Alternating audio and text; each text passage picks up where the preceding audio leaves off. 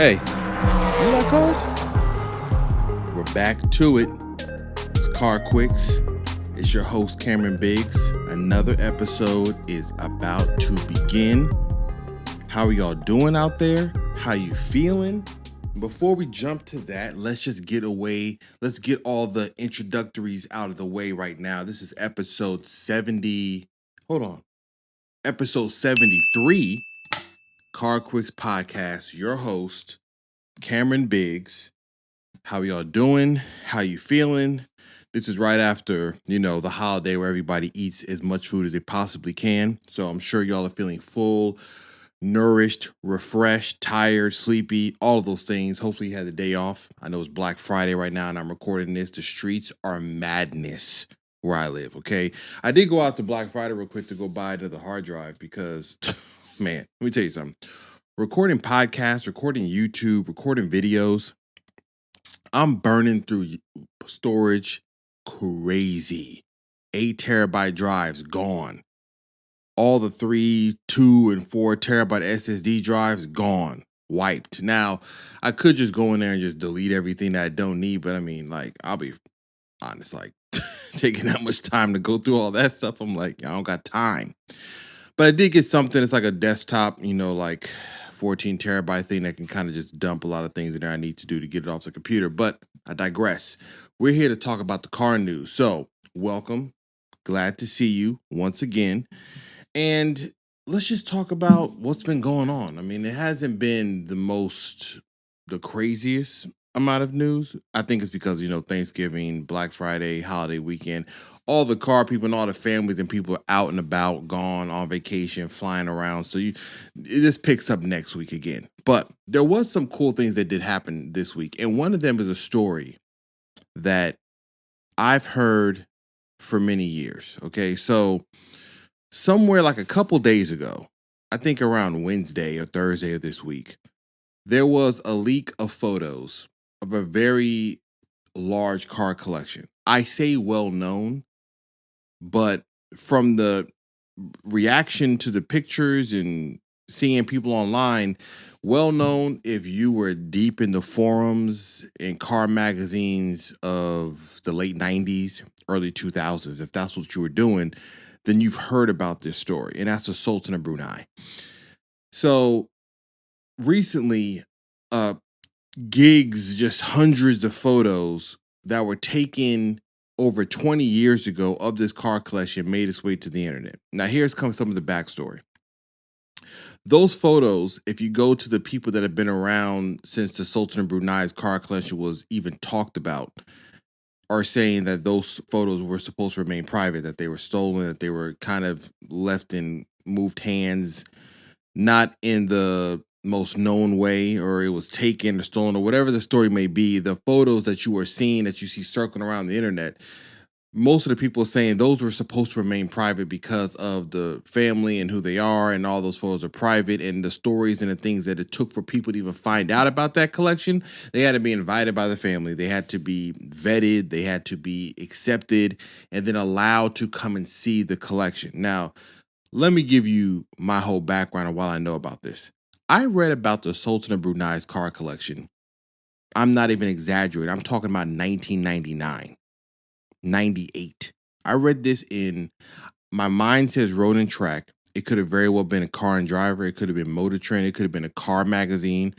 It could have been any one of those, because what I do distinctly remember is that I was in Barnes & Noble reading about it, and by the first page of me reading about this collection, I was like, I can't even finish this here. I need to buy this magazine and go home. Okay, so I think I handed it to my mom or my dad, whoever was there at Barnes & Noble with me, and was like, I can't even finish this article because it's too crazy. We're talking about over 20 years ago. I was reading about a gentleman in this world who was sitting on north of 5,000 cars. As a kid, I was like, this ain't even real. Okay. I was playing Gran Turismo. I was like, I got 166 cars. I thought I was going crazy. Thousands? And not even normal cars. I'm talking stuff that you've never seen. So it was cool to kind of see the new faces and people on the internet finding out about this story. and being like flabbergasted that in 2001 or from 98 to 2000 that the Sultan of Brunei had a Bentley SUV. And the only one that most people know about is the Bentayga. And they're like, well, that came out like 8 years ago.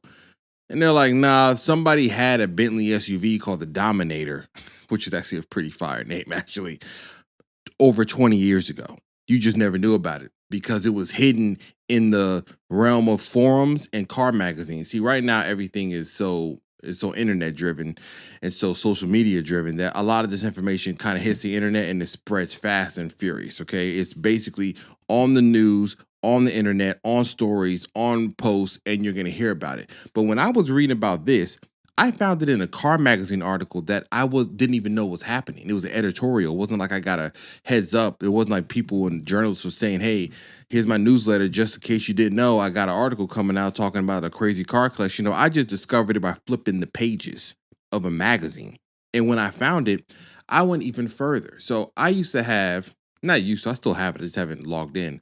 But on the Ferrari chat forums, I know you're probably like, why were you on the Ferrari chat forum? Basically, when forums were on the rise, when they were like the peak of automotive information, I used to join all the forums to find out news and just follow people's builds and see their car collections. That's what you do. Make up a username. I'm in Ferrari chat, looking at people getting delivery of F50s, F40s, Enzos, this Ferrari 360 Modenas, all this. But in that Ferrari chat forum, specifically the Sultan of Brunei's collection was one that was talked about in almost secrecy. Like you got one little picture of something that you're like, what is that? A 600S SEL wagon?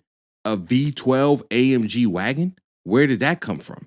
Or you would see F1 LM, like 3 of them together. And you're like, who has 3 of those things? You know, you would just see really crazy things, but just one picture at a time or 2.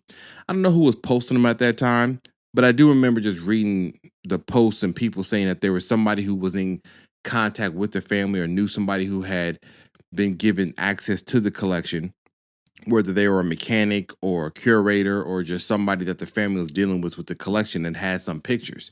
So we're talking about 20, 15 years of just this car collection kind of being on the under. Like you would know about it if you went searching for it, if you cared.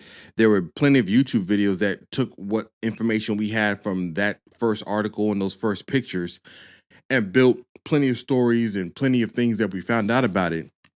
But this recent photo dump was kind of like a mass of photos. Some of them that I already had seen, right? Because one of the cars in there that I'd always loved was the fact that he had a Ferrari 456 wagon made. And as a kid, I was like, that is fire. Okay, I always love wagons, okay? Even the old station wagon my family used to drive, and we used to sit in the way back, okay? Now, they had a 456 Ferrari 456 wagon, talking about 6-speed gated manual V12. And so all the cars the Sultan of Brunei had were special, basically bespoke models from the manufacturer. Now, I don't even know if you can kind of pull this off right now. Ferrari, if you have a blank check to give them, will make you like a bespoke car based on a certain model. A few people have already done it. It costs stupid money. 20 million, 30 million. Rolls-Royce will do the same thing. Bentley, I believe, will do the same. Almost all the manufacturers, given how big of a blank check you have, will probably build you a little something special. Not to this degree, though. Like the Sultan of Brunei was having entire lineup of cars that you didn't even know existed that were off the books. Bentley doesn't even talk about the Dominator. They don't talk about a wagon. Ferrari made him a 456 sedan. Ferrari hasn't made any sedan. The closest we've gotten now is the Purosangue. And that dropped in 2024, 23, 24. So you're talking about decades of them saying, we're never making 4-door cars. We're not making wagons. We don't even own wagons. What are you talking about? It never existed. Here he got VIN numbers, Ferrari cars. And so that is really the big story. The big story about the Sultan of Brunei is the fact that the car collection he had will never be done again. The family was giving Bentley blank like royalties. They're just putting them on a retainer for like $40 million a year, $30 million a year, $50 million a year. Make me whatever I want. And there are rumors and stories that his contributions kept them companies alive. Like if they weren't getting fed that 50 million from the Sultan of Brunei to make him a little SUV or a Bentley Monte Carlo or some Rolls Royce or some other funky car that nobody knew existed, then they would have been out of business. So he basically took his taste, his collection, and propped them up enough to survive through the years of turmoil or bad car decisions, whatever they were doing. But I just love seeing the story because it's still exciting. Like as a kid reading this, I was mind blown. I couldn't even believe what I was hearing. Just the mere fact of hearing somebody with that many cars, I would reread the sentence like thousands. He has thousands of cars. I mean, up to the point that they talked about the in-house mechanics they had. They would fly people in from Lamborghini, Ferrari, Porsche, Mercedes, BMW to come and care for the cars. They would stay there for like 6 months at a time, a year at a time, stay in-house, collect and finish all the cars, keep them up to date. He would drive a different car every single day, but he never could catch up. At some point in time, you got too many, right? And that's kind of the other sad part of the story. Everybody now is seeing these pictures and they don't realize these pictures are from like 2000 or 2001. They're over 20 years old. 90% of these cars, half of these cars are not in that condition anymore. They're probably rotted, moldy. Some of them got sold privately to different collections. I don't even know where they're at. Some of the stuff probably got sold in the same fashion that he acquired it, which is pure secrecy. And whoever got that 456 wagon, please just go ahead and bring it out for all of us. But some of the other cars and of the collections, he sold it. And some of them, they said, are rotting because where they live in Brunei, it is humid and moist, and the conditions of the garage and the facility they had it in, even though the pictures make it look like it's clean and sealed and air conditioned, as the years went on, those systems obviously fail and don't get upkept. If you got 4,000 cars, you're going to lose count. Like at some point, you're going to say, I forgot I had that collection of Benzes over there in that warehouse. And so that's kind of the story there. One day, though, given the fact that all the pictures are out from that time, I am looking forward to somebody like a Larry Chen or someone just getting access, going to see what it looks like right now and just seeing the cars. It would be dope to take like Larry Chen and that guy from Ammo NYC who'd be restoring a lot of cars he finds, like barn finds, like take them two and his crew and just go there and like find something to say, yo, let's just restore it. Let's clean it up. Let's just roll it out so you can kind of see what it's supposed to look like with the paint as corrected as we can. That'd be a dope series. So that was kind of one of the news things that was going on, is that the Sultan of Brunei's collection came back to the forefront. It is still insane. It's still unreal. The cars he has, the cars he had, the stuff that he had built. I mean, you're talking about having access. I mean, right now you would have to be, I mean, there's billionaires in the world, obviously. I don't know if they care that much about cars to then come and say, hey, I want to give you $100 million a year to make me whatever I want. But to do that across multiple car brands, and you got stuff that's exclusive. You're talking about exclusive, like stuff that you'll look at it and say that can't be real, and they're like, yes, it is, because they made it for him. Now, getting on to something else, Cadillac is joining F1, and I'm excited about this. I'm excited to see an American brand coming into the F1 race. It's exciting to see a new team altogether, to see what they do. I think this is kind of, not that we don't have an American team, we have Haas, but I'm very interested in seeing what GM does, because they take racing seriously. If you remember what they did with the Corvettes and the C6Rs and all the Le Mans things, like they don't play. Like I know we might look at some of the other GM cars and be like, yo, what are they really going to do on the racetrack? The funny thing is the race division of GM has proven more than once what they're capable of doing. So it's going to be really cool to see Cadillac and their name in there on an F1 car. Who's driving it? I don't know. But this story goes back to the Andretti Global Company. Remember, they were trying to bid. I talked about this on a podcast like many episodes ago.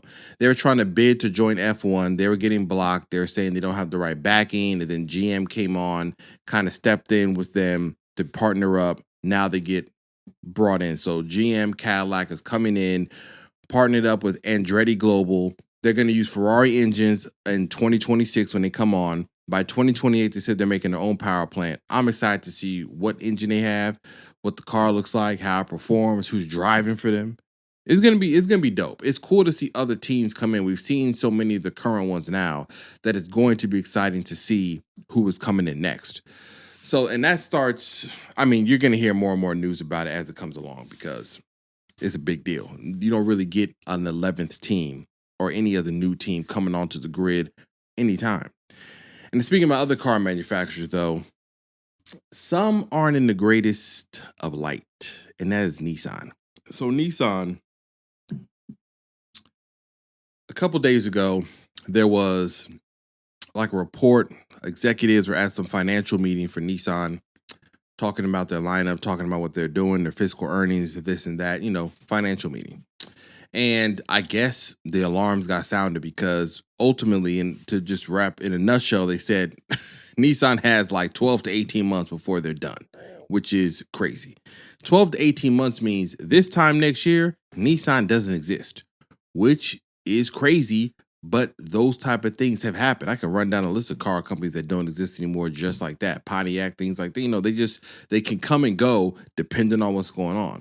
But I'm not going to dive into the financial earnings to see if they really are going to have a problem. Sometimes they sound the alarm to get shareholders and everybody to wake up. It may not be as dire as they made it sound, but I just want to talk about the current Nissan lineup and what I suspect is part of this problem. If you look at the Nissan lineup right now, right? Let me just go to a website. I'm just gonna go to the Nissan website right now as we're talking, because I want to see what they got as a lineup. Because if I think about the Altima, if I think about the Maxima, if I think about all these companies and all these cars, Nissan's collection right now and their current lineup is sad. Okay, just to say it, to put it blunt, it's sad. If I go through their crossovers, right, because that's where they're putting probably all their eggs in one basket, or most of the eggs in this basket. They have the Nissan Kicks.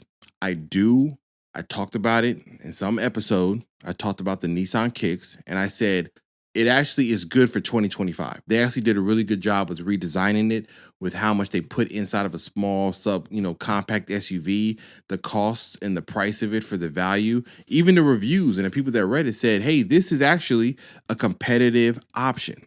So you have the Nissan Kicks, you have the Nissan Rogue, you have the Pathfinder, you have the Nissan Ariya, which is their electric SUV, which looks like smoothed up Nissan Murano. They have the Murano, and then they have the Armada. Now, the Armada I talked about, again, in another episode. I said, hey, the Armada looks good now because it kind of matches what the Pajero or some of the other Nissan trucks look like overseas. So I appreciated those two SUVs. But if you think about a Murano, I'm like, I mean, okay, I guess you just don't want to buy a Passport from Honda or a Highlander or a Crown and Signia. I mean, they have the Pathfinder, which I'm like, okay, I guess if you want to get a Nissan. And then the Rogue, I don't really like the Rogue. I drove a Rogue in Denver, and that thing struggled to just do anything, whether it was merging or whether it was parking. It just struggled.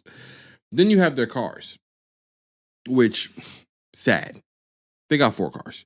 They got a Versa, a Sentra, an Altima, and the Nissan Leaf. The Nissan Leaf has remained ugly, and for no reason. And that's their electric lineup is the Ariya and the Nissan Leaf. The Leaf looks ridiculous. No, why? There's no reason. All that drag coefficiencies, and it's an ugly looking hatchback, electric or not. It just looks terrible. Then you have the Altima, which is now the butt of the jokes of the car world, as you already know. Baby moms, bald tires, all that. You've heard the jokes. The Sentra, I mean, I guess you don't want the new Kia Forte K4, which looks vastly better than this Sentra.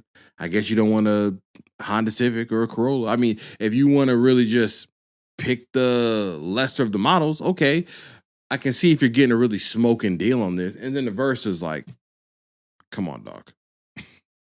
Why are we buying Versas? For what? I mean, used one's okay, but to walk into the Nissan dealership and say, let me give you some of my hard-earned money. Now, if the price is right, because they start at $17,000, then I can see why people are there. But what I'm basically getting to is this. And they got the trucks like the Frontier and the Titan. Nissan's lineup, there's no sauce. There's no swag. There's no flavor. There's no seasoning. The little bit of seasoning they have from the GTR is done. This is the last year they were making it. And the GTR's price point started getting so far away from the average person who could even dream about it into the $200,000 range that it became synonymous with supercars like a 911 Turbo or Lamborghini Huracan. So it no longer was this $80,000 like, hey, this is like the gentleman's supercar. Like it's punching above its weight for a good price point. They ballooned that price all the way as far as they could go. Then you have the Nissan Z, which the Z doesn't look bad. I saw them at SEMA. There's plenty of kits and aftermarket things you can do into them that looks nice. The engine does perform well with bolt-ons and things like that, but it just isn't selling. I rarely see a Z. Nothing like the 350 or the 370. Them things is everywhere. I mean, now more so because people drift with the 350s and things like that. But the Nissan Z, for the price point that they're asking and what it does, it just felt like a weak attempt. It didn't feel like they actually wanted to make something new and exciting. They took the Infiniti like Q60S Red Sport. They took the same twin turbo V6 motor they had, which is fine because it's a good engine. It makes the power, 400 horsepower. They stuffed that into the Z, but the design and the body was just like, I mean, okay. It was like, it wasn't enough thought. If you're thinking about like what their future should be, let's just say if you're trying to think of something to spice up the lineup, I'm not saying that their trucks and their SUVs and the Altima and Essentia can't be decent SUVs and sedans. They can be, but where's the excitement, right? If all you have is a Z, then I'm going to argue, why don't you make something that's like a GR Corolla competitor? Pulsar GTI-R? Make something like that? Forget making a GTR replacement, because the GTR replacement that they're talking about is some hybrid electric confused PlayStation digital polyphony digital Gran Turismo, vision concept car that doesn't look realistic. And when you see it, you're like, who's this for? The few people that got the means to buy it, or Nissan, what you do is you come back to the S chassis. You make a GR86 competitor. You make something like a new S13, a new S14. Doesn't have to be crazy. I'm not saying put a 400 horsepower engine in there. I'm saying take a turbo 4 of some sort, put it to like 300 plus, and put it in a nice looking rear wheel drive chassis. Make the body look good. Don't confuse it with hybrid powertrains. Get back to basics. Manual sports cars, fun to drive, easy price point. Winner. You get people talking about Nissan again, and you spin that off into a better redesigned Altima, something that isn't so old and dated in design. Don't go too crazy with the futuristic look, but look at what Toyota did with the Camry. Look at what Honda does with the Accord. Look at what Kia and Genesis and Hyundai are doing with their sedans. Take cues from there. Make a decent looking sedan. Go back to your SUVs. Redo the Pathfinder. Like, there's a way to get out of whatever hole they may be in, but I know for certain the lineup they have right now is not going to get it done. These cars are just mundane. You ever driven by a Nissan dealership? Number one, there's mad cars available because ain't nobody buying them. We got a Nissan dealership where I live, right near me. Packed. Cars to the end of the street. I don't know how you can be a car salesman at Nissan, because right now you're either waiting for somebody to come in that says, I want a Nissan Z or a Nismo, and that's what I want. And you guys have the history. That's the thing. They have history and pedigree like Nismo, and they're not even leaning into it. Not enough, in my opinion. The Nismo Z they had was like, cool. I mean, I read reviews. People said on the track, the things they did to the chassis and the stiffening of the braces and all that kind of helped with the way it felt driving. But for the price point they were asking for an extra 20 horsepower, I was like, come on now. This ain't even really for real. Not for what Nissan and Nismo have done. I feel like they should be leaning heavily on that to kind of bring back the sauce, bring back the love. But we'll see what they do. I know that Nissan, it would be wild if they went out of business, honestly. I don't think that they would go because, like I said, they have Nismo, they have racing pedigree, they have a history that isn't just so easily tossed away. So even if they were in dire straits, I would imagine a buyer, somebody would come through and kind of infuse them with some cash to keep them moving along. Now, talking about somebody who's been doing it right for a while, though, when it comes to sporty and fun cars, Toyota is wrapping up the A90 Supra. We're coming to an end the last year, and they're going out with a bang. So they announced a Toyota Supra Final Edition. They're only making 300 of them, and they look good. Now, they also got more power, 429 horsepower up from 381, 420 foot-pounds of torque up from 369. They added some things into the motor, too. They got some baffled oil pan for better lubrication. We got a new sub-radiator. We got little cooling fins on the rear diff to help it cool down better. We got adjustable KW suspension, 16 stages of rebound, 12 of compression. This was pulled straight off their GT4 race car, just in case. In case you wanted to know, this whole A90, this final edition you see on the screen, this is basically yanked and pulled a lot of the pieces from their GT4 race car. So we have stronger stabilizers, front and rear, stiffer rigidity across the entire car. Even in the back, they have like a half cage over, basically looks like subwoofers, that is stiffening up the entire car. We got carbon fiber spoilers in the front. We got canards. We got swan neck carbon fiber wings. I believe, because for the longest, this was testing on Nürburgring, and I think the rumors were that it was a GRMN version. Maybe that's still coming out, possibly. But I think we were looking at this final edition running around with that GR Corolla, which I do suspect is the GRMN version. But we have the swan neck carbon fiber wing. There's a removable carbon fiber duct on the hood. Though the removable part's kind of interesting because I'm like, once you take it off, is there like a more regular looking one that goes in place or something like that? I don't know. They didn't talk about that. The interior, though, they held it down. So it has two Recaro podium bucket seats, which are some of the flyest looking racing aftermarket seats that you can get. The driver's side is all red Alcantara. Basically, the Focus is like the driver, I'm driving, all red. The passenger side is red. It's a split color. Red for the driver, black on the passenger side. The seats alone make this worth the price of entry, which we don't know the price. It's going to be a lot. If a regular A90 Supra is like $60,000, carbon swan neck GT4 racing features $80,000. Really. And it's a final edition and only making 300. Here's the bad news. None of them are coming to America. I don't know how we got played like this. This level of interior and extra special edition, it didn't come to the US of A. We got played again. I thought we were past this. I thought we had moved past the US not getting all the fun cars. But I do know that if they do bring this here, or if they did, they'd probably only bring like, let's say it's a worldwide, 50, maybe 100 come to the US. Every single one of those would be $20,000 to $30,000 marked up. There's no way you stepping in any Toyota dealership getting an A90 final edition for anything but exuberant markups. Now, continuing on with Toyota, though, we did get confirmation of something that we already knew in the rumor mill, but I mean, we got strong evidence. So at the Rally Japan event, the VP of product, Yuki Nakajima, said, and I quote, "We're making the Celica." So there you got it. The Celica's coming out. Now, what will it be?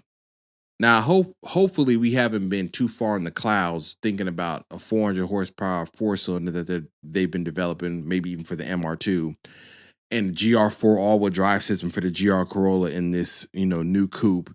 And looking at the SEMA GR86 that they built, which was paying homage to those old Celica rally cars, and just looking at that whole entire build and realizing what the future could be for a factory Celica all-wheel drive 400 horsepower four-cylinder motor, hopefully we're not shooting for the stars and land on a Celica that emulates the one that we had recently, which is a front-wheel drive 180 horse four-cylinder little Acura RSX competitor or something like that. That's not going to do it, okay? We get a Civic Si competitor and folks are going to be like, you have dropped the ball. And Toyota right now, when it comes to the sporty fun cars and the GR platform, I don't know if that's another thing. I don't know if it's like a GR Celica. Because if it's only called Celica, there is a possibility we end up with like the Honda Prelude version for the Celica. But I would hope, especially them being at the rally event and saying we're making the Celica, I'm like, dude, you realize what people are going to be thinking? They're going to be like, yo, you talked about this car at the rally event. I hope you understand we need all-wheel drive and we need turbos. Don't come here with the hybrid Camry drivetrain souped up a bit to like 275 talking about the Celica's back, because we ain't going to be having that. Back to the GR Corolla we go. But it's going to be interesting to see them actually make this and what it'll be priced at, because that's going to be the big thing. I don't even know where it would fall. The GR Corolla costs a certain amount, $38,000. You got the Supra next. You have the GR86. The Supra is going to go away, so maybe that takes over the Supra, because there was a time when it's called Supra Celica. So maybe it takes over that. Maybe it becomes the Halo, and then you got like the MR2, which is like, well, I don't know if they make the MR2, I guess that would mean more so the Halo, maybe Celica fall. I don't know. They're going to split it somewhere down the middle when this cars comes out. But more importantly, right, before I get out of here, GR Corolla updates, the favorite segment. So if you haven't seen my YouTube channel, which I don't know why, which is stop playing yourself, please go and subscribe. I made a video on the Wolfbox G900 Pro right here, which was a dash cam, rear view cam, replacing the rear view mirror of my car with an entire digital touchscreen that shows a camera facing the front of the car and the camera facing the rear of the car, all integrated. Looks like it's OEM, nothing extra, no cameras hanging on the windshield, no cameras hanging on the dashboard, just clean, buttery install that I did. So I put that on. I love it. I use it at night, use it in the day. I'm going to do a follow-up video just talking more about it, kind of showing more of the settings and things that I've been playing around with, just to give people an even more in-depth look at it. I mean, it's probably not going to, be the one that everybody watches, but I like to give people just a follow-up in case they want to know, well, tell me some more. What's it been like a week or two later, like you've been using it daily? On top of that, the good people over at BeatSonic has sent me their amplifier for the stereo, which I literally put on today at this recording of this podcast. And that's from BeatSonic. That's their amplifier for the GR Corolla, the JBL system. It basically piggybacks onto the OEM system to amplify the weak points of the system. And boy, I played just some preliminary songs, some music that I produce. And the difference after, I was sitting in the car like, what have I been missing? For 40,000+ miles, I've been running around complaining about this sound ain't really sounding. The JBL is just barely. It ain't really banging the way it should. So I put that on, recorded the video. You'll see that on my channel probably within a day or so. I'll edit that video and put it up, but I love it. Now, what's next? I really want to get an intercooler. That is obviously what I've been working with some companies, probably talking to, trying to see if we can work something out. But if not, there are some deals that I could possibly lean into, but that's probably what's coming next. Then tuning is going to come next. And I kind of want to do it in some type of combination of it, because I really want to kind of build some stories that I want to talk about, because I've been modifying and putting parts on the car to show people that you can do it without tuning the car, even though I'm on a fine line, and I know that. I don't want to say that people are wrong saying you should get tuned to get the full potential of all the parts you put on, because you should. I'm showing people you can do it and still take your time. And there is truth and there is facts, and you can look it up, of the ECU in the GR Corolla that has learning capabilities on the things that you modify, and it'll adjust those things on its own. That's getting into the weeds, though. If you really want to know about that, there's plenty of videos from the minds behind EcuTech and a few other people that have done a deep dive on the ECU to tell you about that. But next is tuning and some for it. Like I said, the aesthetics part of it is really where I kind of want to go, honestly.